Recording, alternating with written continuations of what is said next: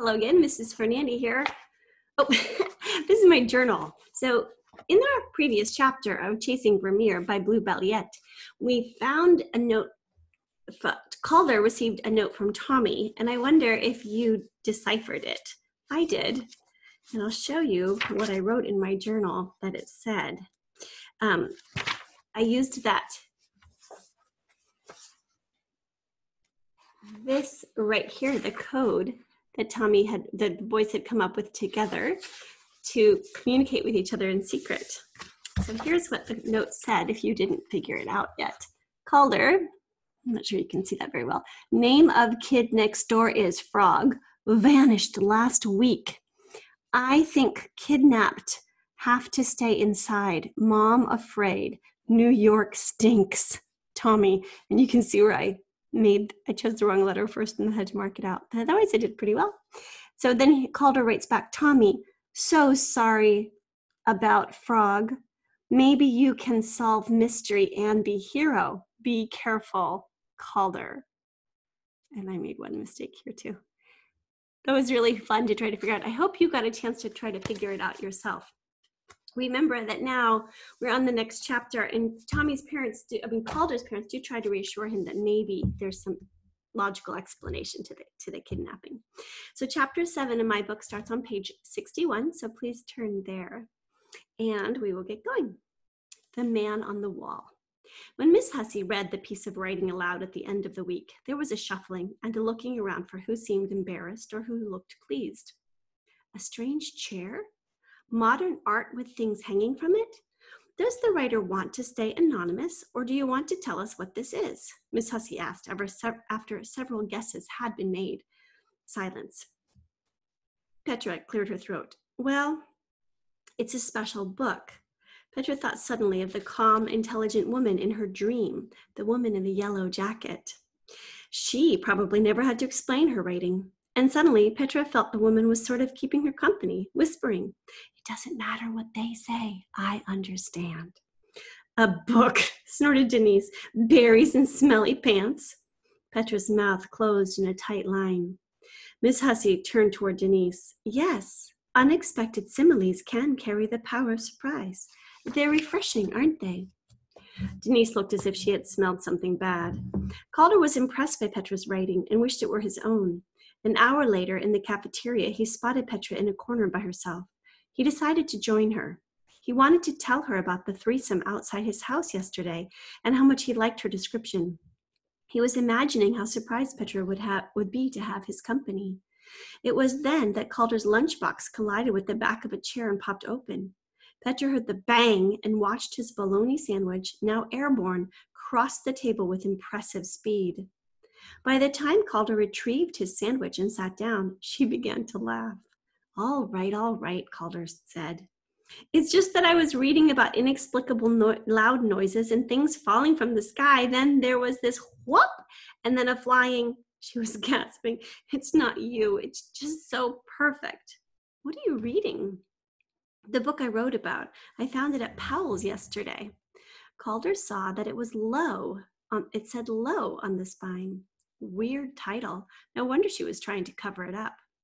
It's by this guy, Charles Fort, who spends a lot of his life looking for newspaper articles about unexplained stuff, Petra said. You know, like weird lights in the sky, objects traveling through rooms without any visible explanation, ghosts, crazy things like that. He talks about how blind and idiotic he thinks a lot of our education is. And he's funny. He doesn't take anyone's thinking too seriously, including his own. She paused, surprised at herself for saying so much. I love hearing about people who figure things out for themselves. Plus, I love to think about things that no one understands yet. Calder's mouth was full.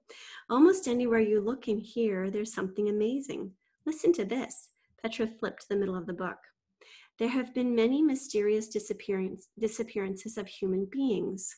Chicago Tribune, January 5th, 1900.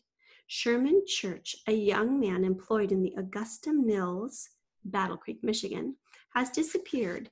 He was seated in the company's office when he arose and ran into the mill. He has not been seen since. The mill has been almost taken to pieces by the searchers, and the river, woods, and country have been scoured. And then records of 6 persons who between January 14, 1920 and December 9, 1923 were found wandering in or near the small town of Romford, Essex, England, unable to tell how they got there or anything else about themselves. Calder had stopped chewing and was staring at her. Tommy knows a kid called Frog, a kid in New York who just disappeared. Frog? Petra started to laugh again. A flying frog? Calder kind of wanted to laugh too, but the news wasn't supposed to be funny. What was she talking about anyway? Do you believe this guy, Fort? As soon as Calder said it, he wished he hadn't. It wasn't really what he meant. Petra's face closed and she looked disappointed. Well, part of what is so neat is that he worked from newspapers. I know most people would think this was completely stupid. Abruptly, Petra started to gather her things, stuffing low into her lunch bag. This wasn't going well. Calder did understand Petra's excitement. It was just that he hadn't wanted to look like an idiot again. Plus, the frog connection had been such a weird coincidence. Before Petra could get up, he blurted, "Your writing was great, and also I saw Miss Hussey, an old lady called Miss Sharp, and Mr. Watch, my boss from Powell's, outside my house yesterday. They were all there together." Petra no longer looked unfriendly. "Mrs. who?" "Sharp. At least, that's what it sounded like." Petra pulled out her book again. She opened to the first page and turned it to Calder. "Strange, huh?" "Louise Coffin Sharp," Calder read. "Do you think that's her?" "I could find out," he said, as if there was nothing to it. "Okay," Petra beamed at him. "Thanks. I'd love to know. I didn't think the first owner would still be alive." The next day was Saturday, and Calder arrived at Powell's early. Mr. Watch was seated behind the front counter, frowning over what looked like a letter. "Ah, yes, I need you to make a delivery." Mr. Watch refolded the letter. "I'm sending you down the street with some books. The name is Sharp." Calder grinned. Events were fitting together now with the precision of pentominoes. He ventured, "Would that be Louise Sharp?" Mr. Watch looked stern. "Yes, but not to you." He handed Calder a paper bag filled with books. On the way over, Calder peeked into the bag. There were some novels in French and a new book about art by David Hockney. It looked like the kind of thing Miss Hussey would read. There was also a small beat-up book called An Experiment in Time. When Calder flipped to the table of contents, he saw that Chapter 2 was called The Puzzle. Mrs. Sharp must not be all bad. If she recognized Calder, she didn't let on. He decided not to remind her about the glass of water. Calder noticed that she had unusually green eyes, a sea green surrounded by lots of wrinkles and bones. She asked him to wait in the living room while she got a check. He looked around. He was standing on a huge oriental carpet. Velvet cushions, naked sculpture, glass cabinets. The place was a museum. And in the corner, on a neatly organized desk, sat a large, fancy computer. Then he saw it. Calder couldn't believe his eyes. There, hanging over the sofa, was a big version of the painting on his box. "Do you know what that is?" Her voice made him jump. "I was going to ask you. You see, my grandma gave me a box with that painting on the cover, and I was going to try to find out who did it. And I just did some homework that describes it. That's so strange, isn't it?" Mrs. Sharp sniffed and handed Calder the check. "Well, not really. There's a print of a Vermeer painting called the Geographer. There must be thousands of them around." "Oh. Who was Vermeer?" "I know I've heard his name, but, Calder, still surprised, was warming up to the situation. "He was Dutch and painted in the 17th century. She paused, looking thoughtfully at Calder's enthusiastic grin. "I'm sure you could find a book in your school library that told you something about him."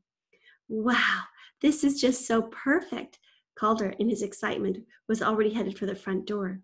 Then he remembered Petra's book. Let me show you that. I hope you can look at that. That's just the rendition of the author here, the art illustrator, Brett Helquist's version of Vermeer's painting. Hey, Miss Sharp, could I ask you a question? It's about Low, a book a friend of mine, Petra Andeli, found at Powell's, and, well, I think maybe it has your name in it. Mrs. Sharp was dreadfully silent for a moment. What was she thinking? When she spoke, her voice was soft. Do you understand the book? Calder looked up. He couldn't tell from her face whether this was a trick question. Part of it, anyway, he lied. We both really like the stuff about weird things happening that nobody understands, like people who disappear. And it's cool that he found it all in newspapers. I didn't think anybody read books like that anymore. Mrs. Sharp looked almost human now. Encouraged, Calder blurted out, "Oh, yes, all the time." Oh, no, he'd gone too far. "Come for tea one day after school. Bring your friend and we will talk about Charles Fort." Mrs. Sharp's voice was now icy. 4 o'clock. She turned to open the door and Calder knew he was being dismissed. "Okay, I will." The door shut in his face. Calder walked backward toward Powell's in a daze. My friend Petra? He hoped she would become his friend, and fast. There was no way he'd go back to talk about that Low stuff on his own. How did he get himself into this? Monday morning was blue and white, and everything was blowing. Cumulus clouds, bare branches, scraps of rubbish. Calder stepped out of his front door and saw Petra chasing a piece of paper up the block toward the Castiglionis. As he watched, the paper shot skyward in a graceful loop and headed over the roof of the Castiglionis' treehouse and toward the train tracks. Petra stopped. "Darn," she said. "That letter was half buried in your garden. I only got to read the beginning, but it said something about an old crime and art." She shrugged. "Probably just some crazy advertisement anyway. Not a real letter at all." "I've been thinking about that Charles House book," Calder began. "Fort," Petra tried not to smile. "And something else." Calder took a deep breath. "Mrs. Sharp, that is her book, and she's interested that you know about it. She wants to meet you." Petra had stopped walking. "Seriously?" "She wants us to have tea with her one day. She just kind of announced it." Calder looked at the tops of the trees as if they'd been invited too. What would he do if Petra wouldn't go? Mrs. Sharp would soon realize that he'd lied about reading Low. Petra was silent for a moment. "Wait, how did you talk to her?" Calder explained about his job at Powell's and the delivery yesterday. The rest of the walk to school, they talked about coincidence, agreeing that it didn't always seem to be accidental. And Petra shared some of Charles Fort's ideas about looking carefully at things. Calder wanted to tell her about his box and about the coincidence of seeing the geographer on Mrs. Sharp's wall, but he didn't. Mrs. Hussey hadn't read Calder's description aloud yet, and he was hoping Petra would like it. They agreed that there was a great deal to be figured out about the world. Petra confided that she thought Mrs. Hussey might be willing to let them collect strange data the way Fort did. That is, if kids like Denise didn't wreck it for everyone. "Maybe data about art and unexplained stuff," Petra blurted. "Petra, you're amazing." How could he ever have thought that wedge of hair was anything but brainy? Petra's mouth twisted strangely. "You'd better read that book before you agree with me. You might not be as crazy as I am." He laughed and stirred the pentominoes in his pocket happily. This year was getting better all the time. I have to stop there. I'll get back to that chapter.